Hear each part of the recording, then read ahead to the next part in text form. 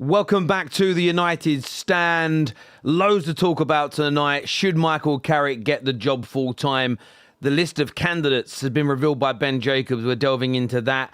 Diomande is one of the lead players that Manchester United are looking at bringing in over the summer transfer window. And I, for one, am excited about the prospect of this young winger, a position that we need to fill. We've seen the difference in our team without Patrick Dorgu, and we need more quality in those areas. All that and a little bit more to go through today. Can't wait to read your comments, especially after yesterday, which is always horrible to lose a game, but I do feel the fallout has been a little vile, if I'm being honest with you, a little over the top. We've had Paul Scholes out here attacking his old teammates and the club, and it's all a little bit nasty. It's all a little bit nasty, but look, we're going to go into it in a little bit more detail. Yeah, sorry about the feedback there. I need to change a setting on my OBS camera. For some reason, the sound of my computer now feeds through the mic. I need to change some settings, but it should be okay now. Let me know. Let me know where you're watching from as well this evening. Get yourself liking, get yourself sharing, get yourselves subscribing to the channel as well. I have got my eye on the Tottenham Crystal Palace game that's on as well. So if you've seen me looking up, it's because, Crystal Palace nearly scored there. Did they nearly score? Oh my goodness, it's very close. They did. But yeah, if you see me looking up, that is what it is I'm looking up at, that game as well. Oh, Toronto, Canada. Love Toronto, man. I had a lot of good kickboxing tournaments there back in the day. Big up to T Empire, who's watching from India. Hi, Terry and the United Stand. Hope you are all good, all well. Good to see you. Good to see you as well, Daniel. It's great to be here again. And look, it's a horrible day as a United fan. It feels like an eternity since we lost. We were 10 games unbeaten. And I feel a bit downbeat today. But we're going to get into that in a moment. But I want to start with the news surrounding Yan Diomande. And I'm going to go to the actual comment here from Ben Jacobs. And it's got me a little bit excited. And I'm kind of glad we've sort of got this news so soon after the...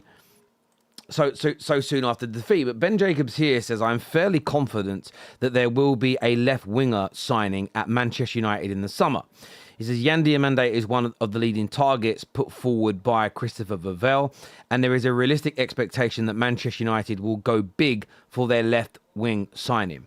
And I like the idea of Yan Diomande for a number of reasons. When you look at him and compare him across to his European peers, he sits in the top sections for key passes, assists, non-penalty goals, dribbles and carries. The one area that's a little weak with him, he's only sitting in the top 45 percentile, is his crosses. He's not a great crosser of the ball, but he carries it brilliantly. He's one of the best dribblers in Europe. He's one of the best creators of chances in Europe.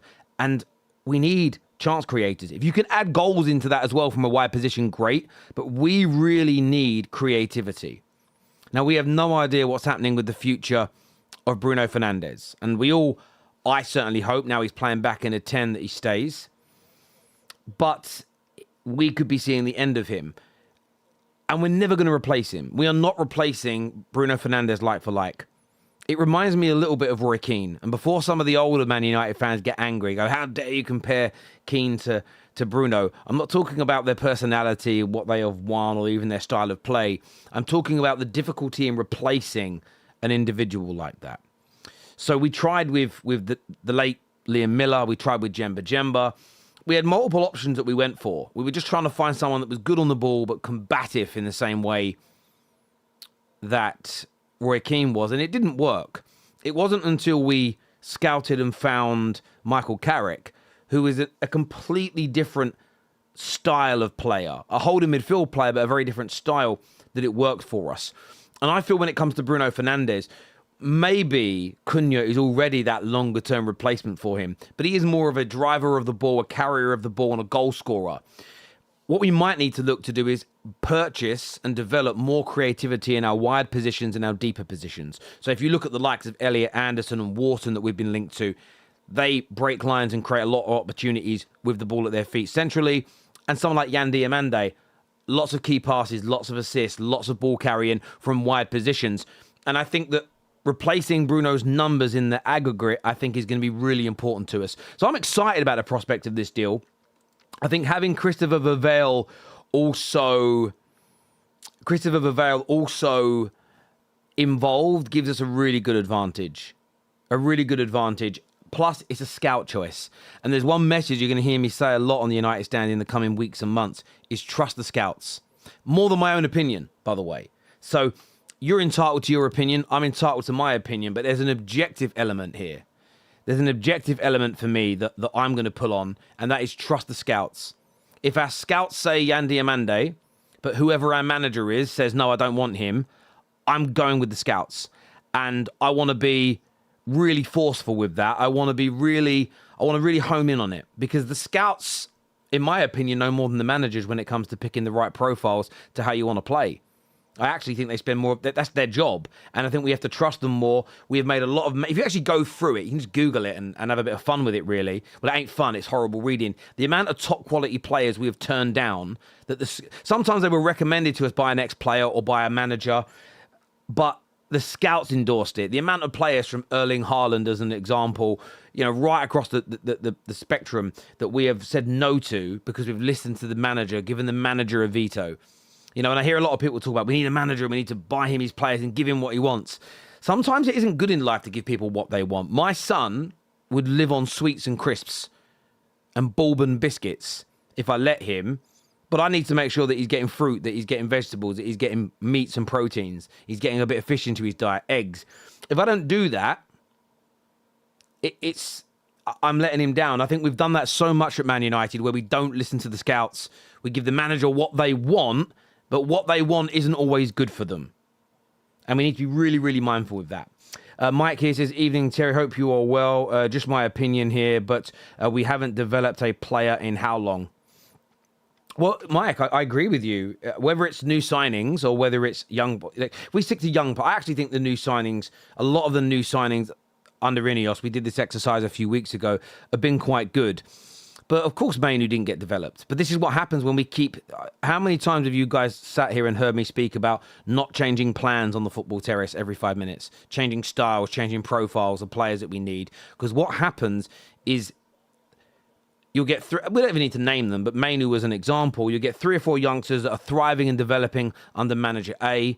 You go to manager B, who changes everything, and those same very players might then not get developed. I also look at Rashford's formative years, Martial's formative years as young professionals. How many managers, training styles, systems, methodologies, disciplines, how many different ups and downs were happening to these young players between the age of 18 and 25? How are they meant to develop in a consistent way? And all these things must be addressed. And that's why the managers can't have too much power, because that leads to that problem.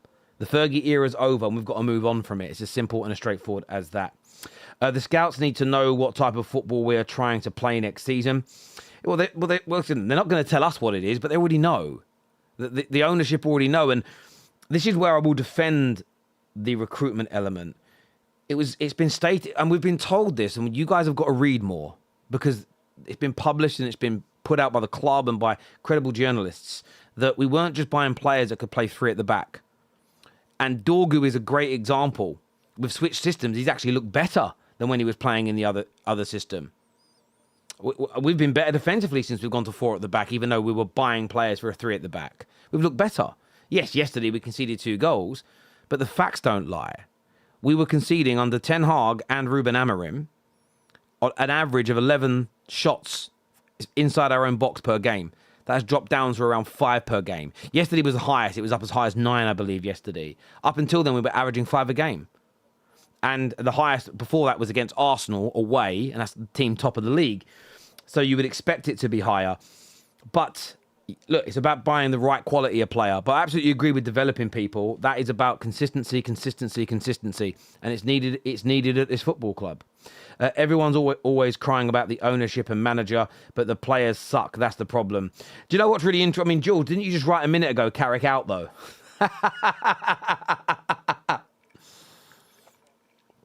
You just wrote Carrick out, but then... Look, I don't disagree, and that's why I think it's important for us to put... It's why in January, people can call me a brown envelope man all they want. They can say I'm sucking up to INEOS.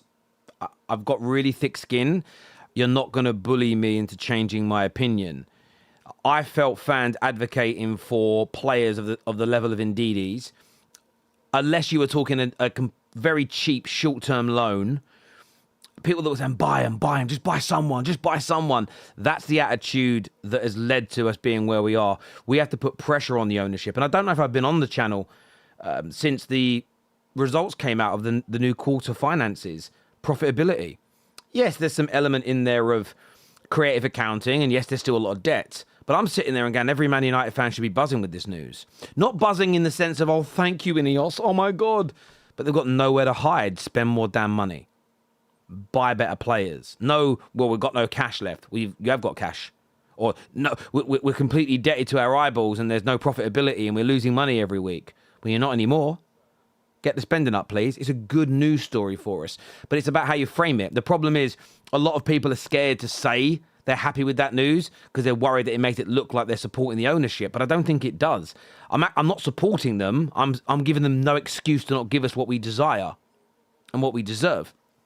But yeah, look, we listen. That's why I'm excited. We're talking about Yan Diomande. Yan Diomande is one of the best young wingers out there. Speedy, creative, powerful. Looks like a Premier League player. There's never a foregone conclusion. But again, I'm trusting the scouts. The same scouts that said, let's do Benjamin Šeško over Ollie Watkins. And I'm glad we did it. I like Ollie Watkins. He had a bad season. But I am so happy. I'm so happy that we did it. Because if we hadn't, we might be absolutely fuming at ourselves right now. Sorry, I'm just looking at this opportunity for Crystal Palace. Nothing's come of it, sorry. But we need to improve this squad. We massively need to improve this squad. On the wing, in the midfield, fullbacks, centre-backs at some point. I said this over a year ago, and I haven't changed my mind, that 85% of the squad had to be changed. That percentage would have come down by now because, of course, we bought Mbuma, we bought Cunha, we bought Šeško, we bought Senna. But we needed a massive overhaul. But it is going to take time, and we have to have patience because we're not changing 15, 16, 17 players in 1 year. But that seems to be the element that we can't cope with as Man United fans, is patience without becoming polarised and attacking our own. And we love throwing fuel on the fire, don't we? We can have a little fire in the garden. It's got a little bit out of control. Let me just, throw a little bit of water on it. No, let's throw petrol. That's Man United fans for you. We're a bit mad like that. Emily here says, not just about developing players or signing players. It's also about moving them on when necessary and not holding onto them for too long. We haven't been very good at selling players. Spot on, Emily. And that brings us into another part of another story that's come out today. And it's very key from Fabrizio Romano that says Man United are optimistic about getting a £70 million package for the exits of Rasmus Højlund and Marcus Rashford. Now, remember, Rashford, we're not getting as big a fee for him as his quality probably deserves because we put him on astronomical wages, which is why when people hear me say we shouldn't be paying prospects astronomical wages to sign them, people go, oh, got to spend the money, Terry. But you've also got to be careful because if you sign Yan Diomande, but the only way we can get him is to put him on 250k a week and he flops, then you're not going to be able to sell him for a decent amount of money. It's catch-22, so we've got to be careful. But you are right, Emily, we need to be better at selling. But what does that require? The fans to get on side. We've been terrible sellers for 15 years. To become good sellers, it's going to take time to build up that credibility. Someone like myself, I'm very fortunate. I did sales, but I got to a point where it's quite high level, where the deals, not to me personally, but the deals to the companies I was working for were worth anywhere between sometimes 200, 300,000, right up to 10 to 15 million pounds of income per deal. So you're talking about really big decisions that I was orchestrating. I wasn't a key decision maker, but I was orchestrating these. But I remember approaching a bank that we essentially wanted to provide a service to. And they almost laughed at the idea of the firm I was working for getting that deal. It was such a big one for them. It was worth like £47 million. It was sort of £47 million worth of contractors they had to bring in to do this big remediation project. And some of you are going to find this boring, but it's worthwhile listening to, I think. And I said, look, we knew that you guys were looking. We put a pitch together and we did the pitch and we got told no. But we made some contacts and I stayed talking and talking and talking to these individuals. And every now and then they needed, I need a contractor that can do this, a contractor that can do that. And we worked out a way. We got on via procurement. We became a supplier, and we give a person here and a person there. We built up our credibility, and it was a long slog. But once the credibility was built up that we could deliver, that we were serious, that we had access to the right type of people they needed, we got bigger and bigger and bigger deals. And I've long since left that company, but they are still dealing with that particular German bank. They are doing annual deals anywhere between 20 to 35 million pound. But that wouldn't have been possible if they hadn't have started the way they did. And the reason I bring that up is because you're talking about the exact same process at the commercial end of football clubs. You're talking about a group of people in a room negotiating anywhere between 20 to 100 million pound deals. And that's just with the club to club. You then got the business element of this. And when you don't have credibility, and United have lost it, you walk into that room and nobody is intimidated by you, or nobody trusts what you say. And it takes time to build that up over a period. So when I hear Man United fans go, just sell, remember, we could be getting somewhere close to 30, somewhere in the region of 50 odd million pound for Rasmus Højlund. There were Man United fans, out of desperation and a lack of patience, that were telling INEOS last summer to sell him for nothing, because AC Milan basically said, we'll cover his salary for the next few years, but we don't want to pay a fee. Or the fee was enough to where we'd make a loss still. It was a small fee, we'd make a loss. People advocated for it. Hell no. We've got to put our foot down with a firm hand and become a better run club in every area. And we have to do that. And we as fans, it's not about being nice to INEOS. It's about, and this is the theme of what I want to speak about tonight a lot. I feel a lot of conversations around Manchester United are about being right, as opposed to being about what's right for the football club. And it isn't supportive to say, be patient with INEOS when it comes to sales. That's not supporting INEOS. It's knowing that if they rush the sales, we're not going to get better at selling, because we are going to get screwed over. We're going to lack credibility, and we're never going to have any authority in those environments. And I'm telling you this from someone that works at a very high-end level of sales and business. I mean, I called it sales because I'm common, commercial development. I think my final role was, I was an international commercial development director. I was a salesman, but it had a big posh name. It seems like Cunha and Mbeumo are taking starting games in and out for granted, need to have competition for them, need a new left wing and number 9. I wouldn't say they're taking it for granted, because I think they're working hard. They both just didn't have good games yesterday. I think Cunha had a few opportunities that he should have done better with, and Mbeumo should have scored 2 goals, if we're being honest. He had a tap in 30 minutes into the game. Bruno played him in beautifully, and I don't know why he took it on the outside. He should have let the ball run across him and just got a touch on the ball with his right foot and it goes in. Should have scored 2 goals yesterday in Mbeumo. And I'll always criticise players for not playing well enough and making mistakes. And I did that under Ruben, and I'll do it yesterday. I absolutely agree with that. I absolutely agree with that. They got a bit lucky with these loan deals. No, they didn't get lucky with these loan deals. This is where I will defend them, because I understand how these deals work. I used to be involved in some of these deals in my previous life, and they had to work hard for them. They're not lucky. This is why I won't call it lucky, because I just think I can't discredit the job that the Vivells and the like do. We were so bad for 13 years, and we know we were, because we were bad. You're not just going to start fluking good deals, because we didn't fluke any good sales under Ed Woodward. So how suddenly are we fluking loads of good deals now? Doesn't make any sense, right? We've made a lot of good sales, and we've made a lot of good purchases. Sorry, we've had a lot of good sales. I wouldn't call that fluke. I know you don't want to credit INEOS with anything. I know you don't want to credit them, and I understand it. But we've got to be 100 about this.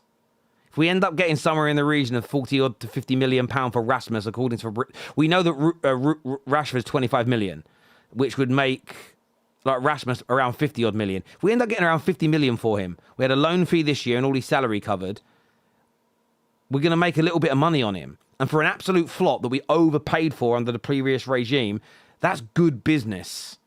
It's good business. And I'll be happy with it. But not happy because I can go, oh, an INEOS good. I'm happy because it means what we can turn around and do is spend that money and hopefully invest it wisely. Let's have a look at some more of your comments here. They talk to us. Sorry, there is talk of us signing a new left back. Does that mean we have no faith in Harry Hamas or Diego Leon? I don't think it's about not having faith. I think it's about what we need here and now. And I think that by and large, look, listen, Senna looks really good for a young player. Šeško's starting to find his feet. We didn't bloody create for him yesterday. But we need to get a mixture right. Some young players. And you look at the fact we're linked to Yan Diomande. Yan Diomande is young. Okay, he's a young player, 19 years of age. I think we have to get the mixture right. We're looking at some midfielders that are all 21, 22, 23. Maybe there's a thought of, can we go out there and sign a fullback who's 25, 26, 27 and experienced? You don't want everybody to be young, in my personal view. I really saw Lemaine's ball watching and not even attempt to dive. He needs competition if we are to go far. Even Newcastle has Ramsdale Pope. Senna Lamens couldn't save that shot. The fact he didn't dive is because he just couldn't, and he knew, and he weren't saving it. And I get people want to see the attempt, but it would have been folly, frivolous, almost pointless. There was nothing he could have done about that shot. I know the commentator said he could. You heard the commentator sort of allude to it. The commentator comment, oh, we could have maybe made a dive, and then he just sort of stopped talking because he couldn't have done. And listen, I criticise Man United players when they don't do well enough, but I don't think Senna Lemons could have done much about that yesterday. I love Paul here. He says, spin. What spin? The problem is that when you guys hear something that's positive, you just call it spin. And you'll find a way to make it negative. And that's your prerogative. That's how you see it, and I'll respect it. But for someone who understands that side of football, because I worked in it, those you don't fluke those deals. Those kind of deals are so multi-layered and multifaceted. You don't fluke them. You don't fluke them. It's impossible. You can't fluke them. Then it's not like you're selling phones in a shop and you're rubbish, but one day a rich man with great credit comes in and wants 10 contract phones for his family and friends, and you're just the lucky sod that was standing at the front of the shop and you got the deal. That's a lucky sale. Selling a player who flopped like Rasmus, making us a profit on that sale, you're not fluking that. Because we had no good sales for 10 years.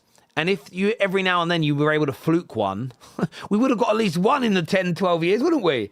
Impossibility. You know what I mean? We should be congratulating them for these good sales and then demanding more, because that puts us in a better position to buy more players. It's a good news story for Man United. For me, the way I see it, the Glazers are the lowest of the low, so INEOS look good.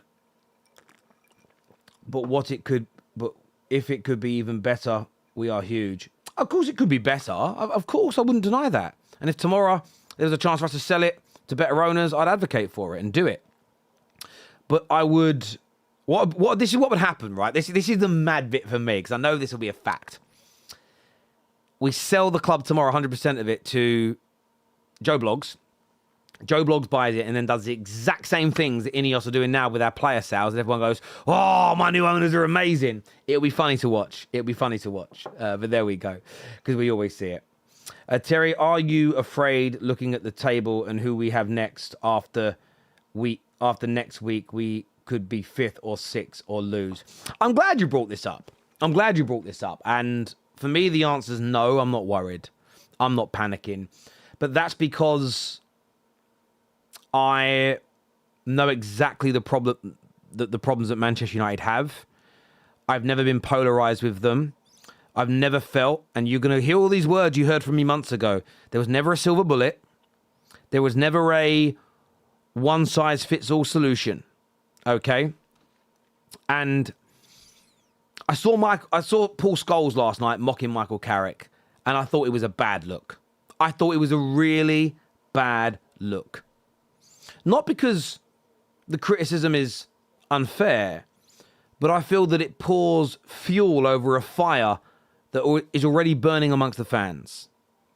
You have the media looking to create the narrative of title race, which should never have even been mentioned. You've got the Rimmers who have been desperate for Manchester United to lose, to say, I told you Amorim shouldn't have been sacked. There's all sorts. There's all sorts of things going on here. The knives are out. And I just think what Scholes did was a bad look. Everything around Man United, okay, right now, is more about people being right than discussing honestly and in a balanced way about what's right for the football club in our current predicament. This is our scenario. What is the best possible solution in the reality of our circumstance? I don't care about the reality. I'm just going to moan about not having exactly what I want in every area. And it's never going to be there, so I'm never going to be happy. And it's just a redundant conversation, in my view. What are we hearing a lot of? I told you about Carrick. What did I say about Kobbie Mainoo? What are you, Terry? What are you now saying about Ruben? It's exhausting. Sacking Ruben Amorim was never going to fix us, but he had to be sacked.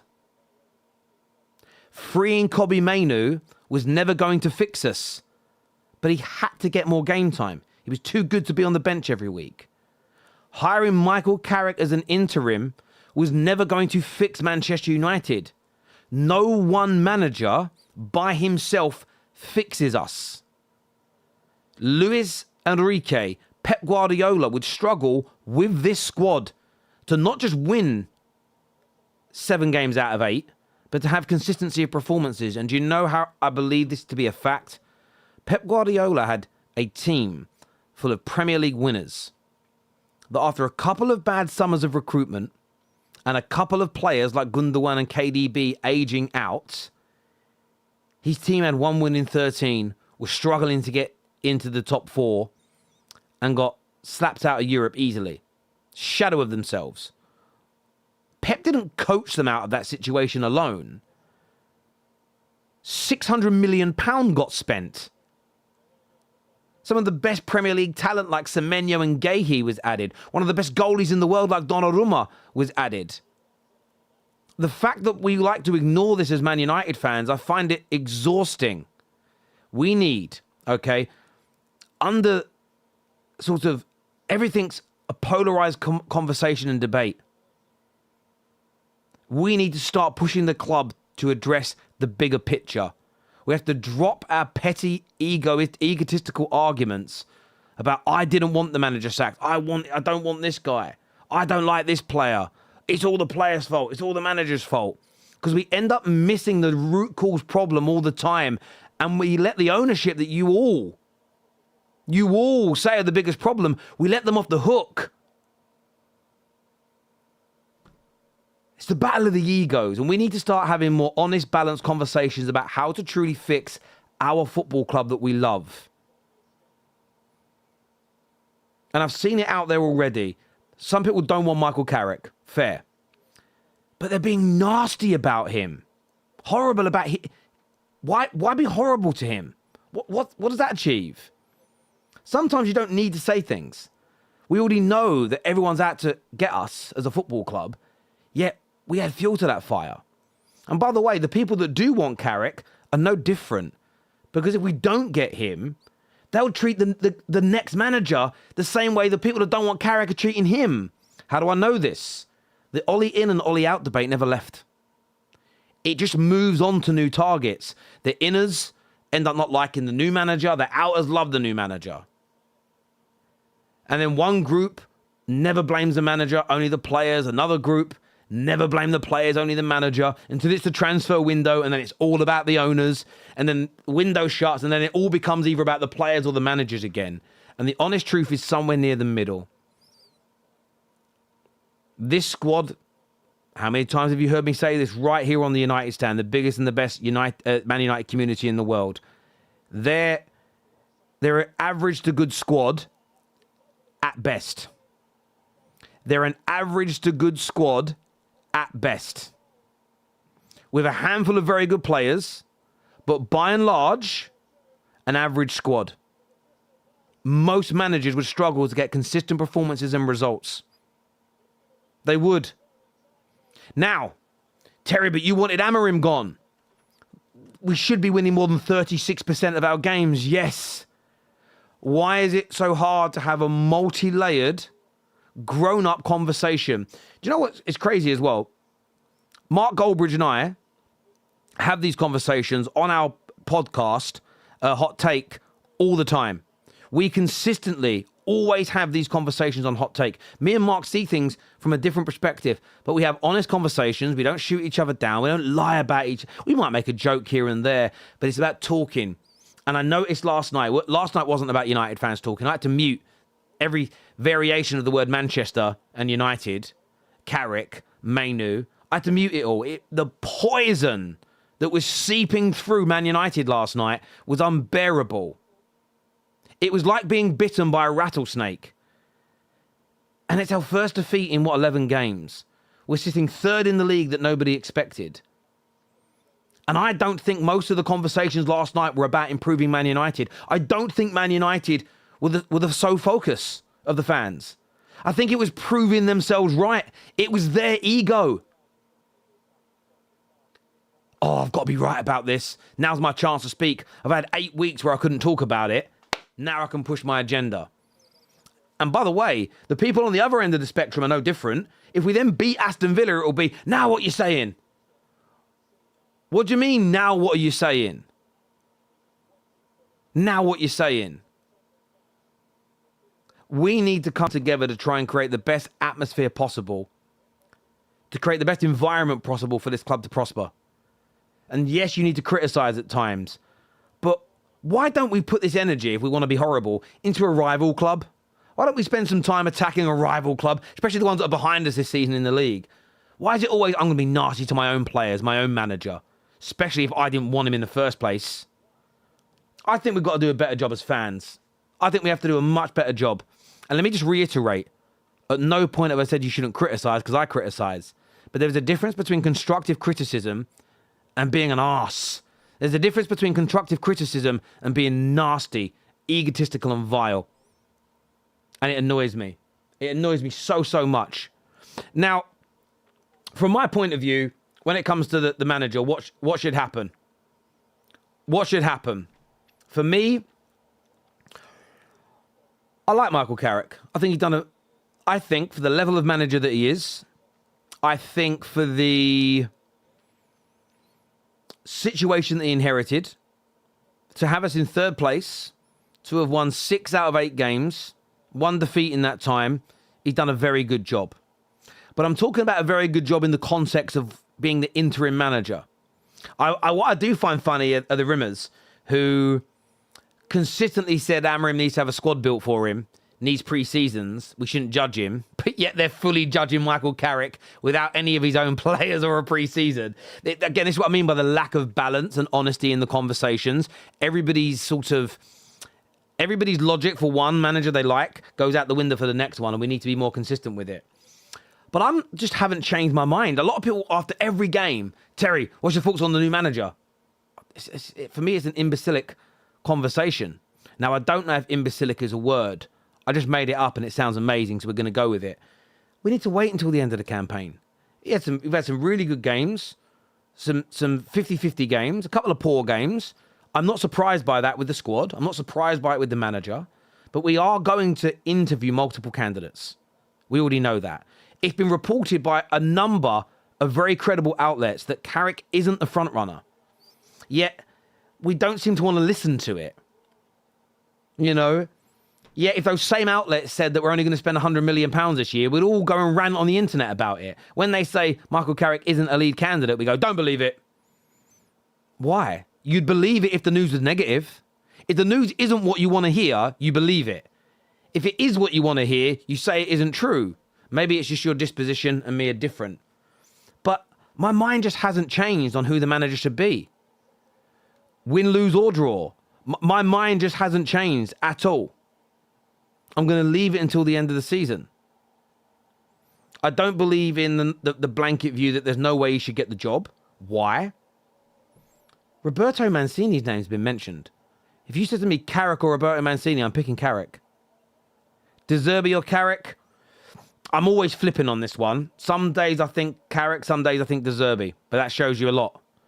If it's Julian Nagelsmann or Carrick, of course I'm picking Nagelsmann. There's no credible report it's going to be Luis Enrique. He wants to stay at PSG. Nothing we can do. Absolutely nothing that we can do about that. It isn't going to be Carlos. It isn't going to be on Ancelotti. Tuchel signed a new deal with England. And this is also why I think we've got to wait to see the wood for the trees. We have to wait and see who the candidates are. If we make it into the Champions League or not. Will improve our ability to sign a manager. Yet we seem hell-bent on pulling the rug from under Carrick's feet, which could destabilise the team, which might mean we get a worse manager than you want. I'm exhausted with it. I'm truly exhausted. And I'm sorry to be very ranty tonight. I've just held this in all day. I've held it in all day because I found it an infuriating conversation.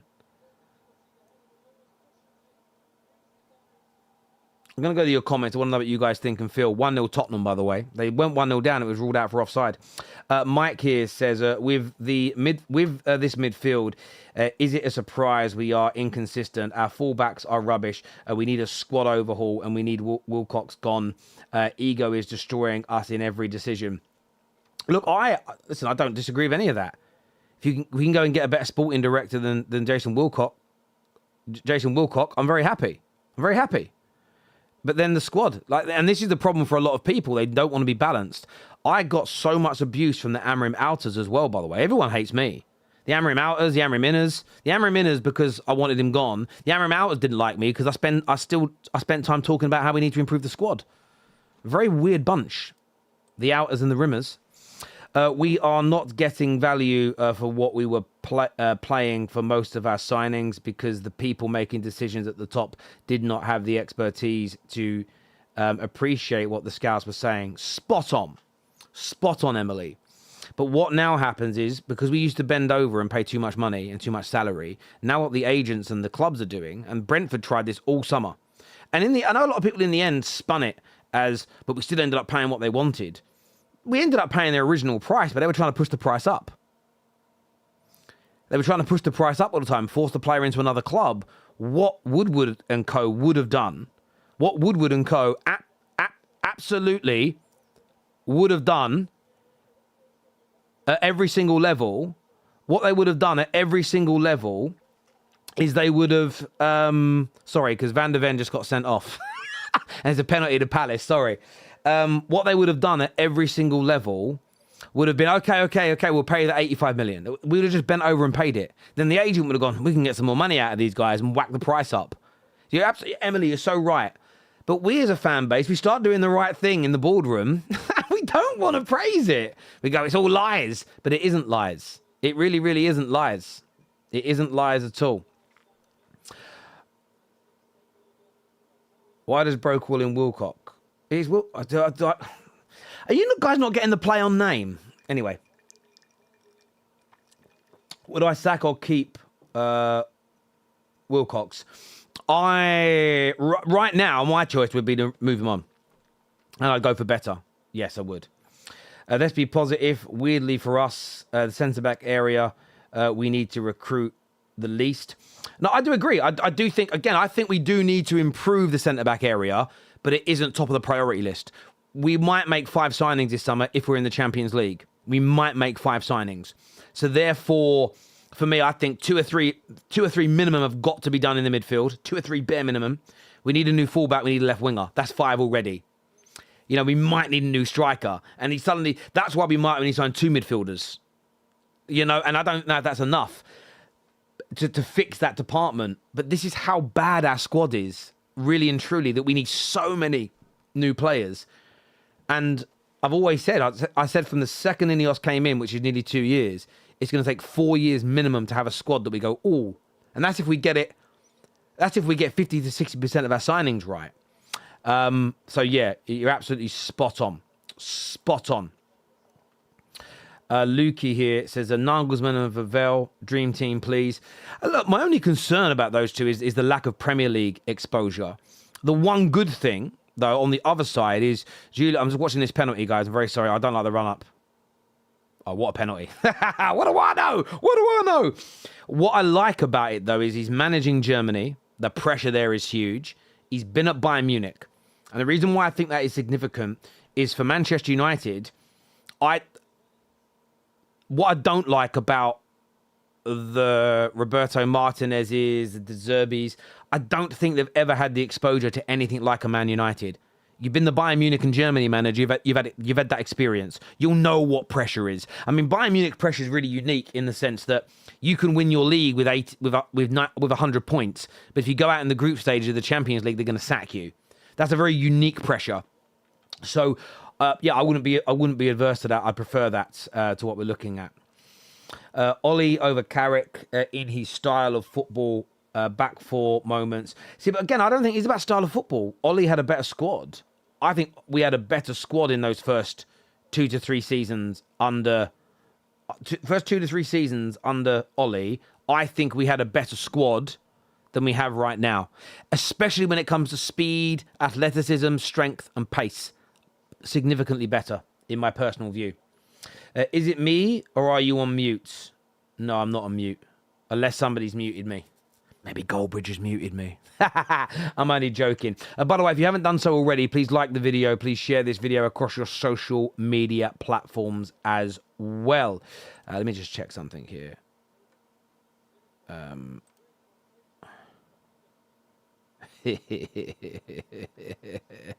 Sorry, someone just sent me a funny message.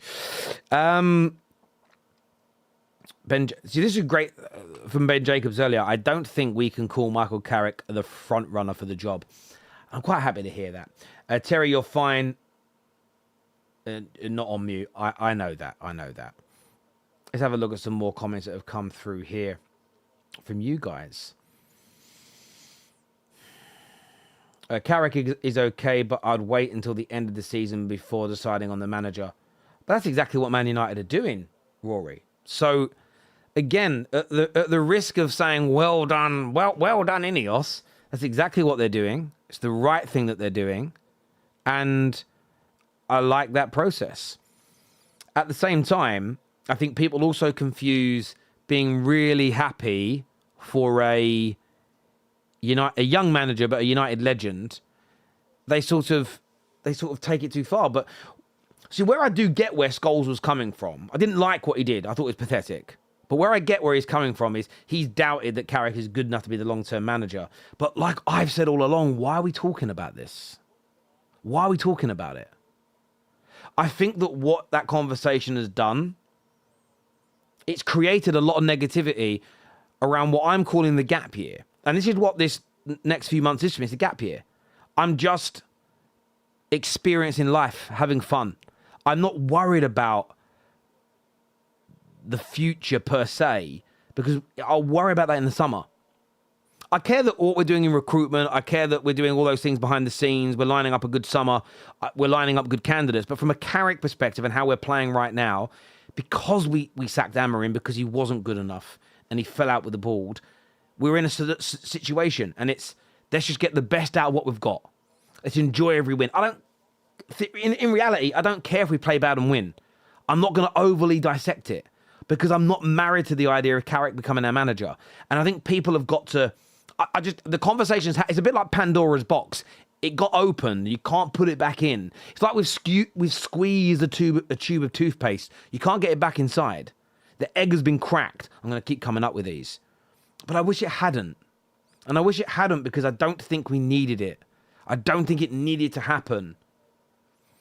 All of it was just PTSD. What if this happens again? And now what it's led to is a polarized fan base again, who half of them aren't happy when we're winning games.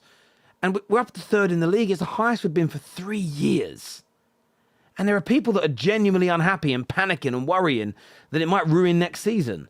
I just don't think we should be spending too much time worrying about it personally. I could be wrong. You could see it differently. I appreciate that. Which players would you sign in the summer, Terry? For me, at least 3 midfielders, including Tonali and Anderson, then fullbacks, and after that, the left wing. I haven't really spent a lot of time thinking about fullbacks. But if I had I would get Elliot Anderson and Wharton. Right, no, Elliot Anderson and Tonali is who I'd go for right now. Midfield, two of them. To start with two.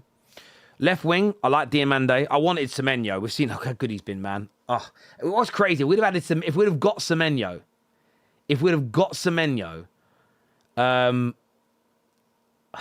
he just a game changer. He's been brilliant. He's been brilliant for City. Shame the midfield hasn't been good, but Diomande I like. What else would I like to do? So I've not really thought too much about left backs, but I do like. Do you know what? I really like Lewis Hall at Newcastle. We're not going to get Tonali and Lewis Hall, but I really like Lewis Hall. Do you know Lewis Hall's one of these players? I don't know if he's ever going to be a 9 out of 10 player, but he's at least a 7 every week. And players like that are really important. Never your best. Like, he reminds me, I'm not saying he's as good, so no one get angry. He reminds me of a Dennis Irwin. Rarely the best player on the pitch, but always very good. I find Lewis Hall to be a little bit like that. I kind of like him. What suggestions have you guys got? I really wish we got Semenyo as well, is what Daniel said here. Yeah, me too. He's such a good player, man. Such a good player. He really is. Lewis Hall reminds me of Elliot Anderson. Both very consistent. Agree. Absolutely agree with you on that. Many fans are clutching at straws if you think Carrick is the man, whilst there are managers like Ancelotti, Enrique, Nagelsmann out there. But again, this is the problem with half the conversation. Oh, they've gone 2-1 up now, Crystal Palace. Oh, my days. Spurs are going down, going down. Oh, listen, they beat us in that European Cup final. I so want them to get relegated. My dad's Tottenham, and I so want them to go down. Oh, it's going to be a thing of beauty. But yeah, look, listen, I don't think it's about people clutching at straws. There is an argument the other side. That's what I mean, though, Rob. And it's about, let's not shoot each other down. Let's have a conversation. Isn't there also the possibility that we could go say no to Carrick, bring in Nagelsmann, and he flops? That is as conceivable. And what you will find will happen, if this is the case, what you will find will happen is if we keep Carrick and it fails, there'll be a group of people that will go mad at INEOS for doing it. You made the wrong decision. If we get rid of Carrick and bring in a manager that the guys that don't want Carrick want, and then it fails, INEOS will also be blamed. They're in a lose-lose situation. But this is how polarized we've become. If we keep Carrick and it works, they'll say it's a fluke. If the other group, if we get rid of Carrick and bring in Nagelsmann, they'll say it's a fluke. I honestly don't know how we can be fixed. I just don't know if we'll ever be. And maybe I'm just wrong here, because I am talking about what the club needs to do, but I am speaking about this from a fan perspective, because we are a community, and I don't know if our community can ever be fixed. And I don't mean the United stand. I mean the wider Man United community. I don't know if it can ever be fixed, because no one's ever willing to yield anymore. The egos are out of control. The ego has landed. Palace showing us how to beat 10 men. Yeah, it's Tottenham though, mate. We beat 10 men. We beat 10 men against Palace. And we beat Tottenham with 10 men. You see that attack on our own club? We beat Tottenham with 10 men, Chelsea with 10 men, and Palace with 10 men. Yes, we fouled against Everton. We fouled against Newcastle. But come on. Laugh at Tottenham. Don't attack our own club. Do you see my point? We're always so self-deprecating. We're always so self-deprecating. Apple juice. Yes, apple juice.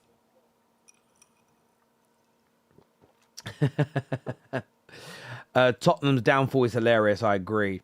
Sign Michael Carrick now before Wilcox sign Southgate. But that would also, listen, I wouldn't make me laugh, but imagine it got announced next week, Carrick isn't going to be the manager, and everyone's like, yay, but we're getting Southgate. Part of me would laugh my head off. But that's also why I don't say under no circumstances should we not bring Carrick in, because we might also be half forced to if certain targets don't want to come to us.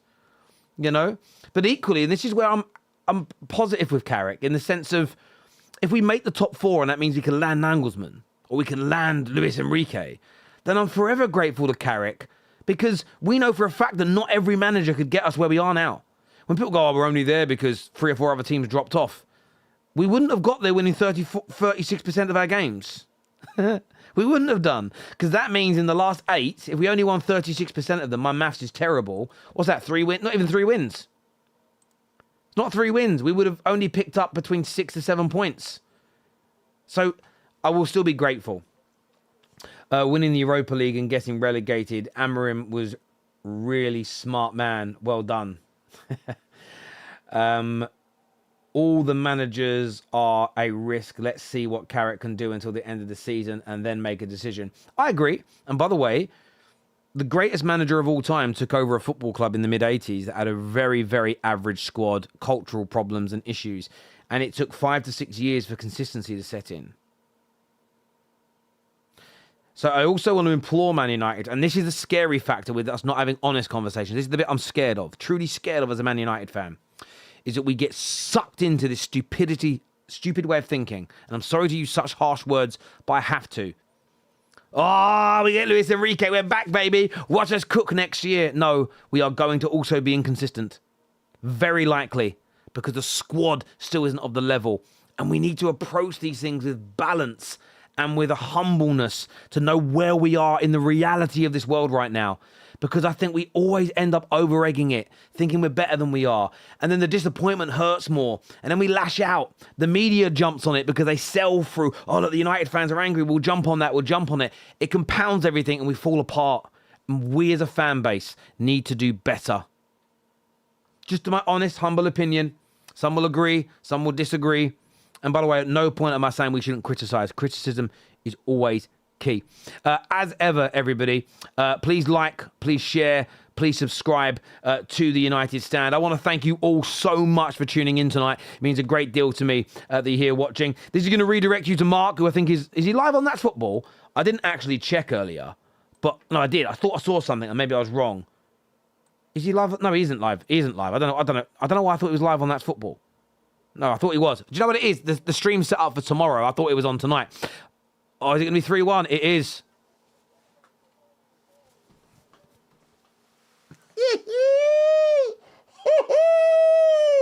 Oh, my God. Oh, my God. The Spurs fans are leaving. Hey, see you later. Oh, I just saw my dad. All right, Dad?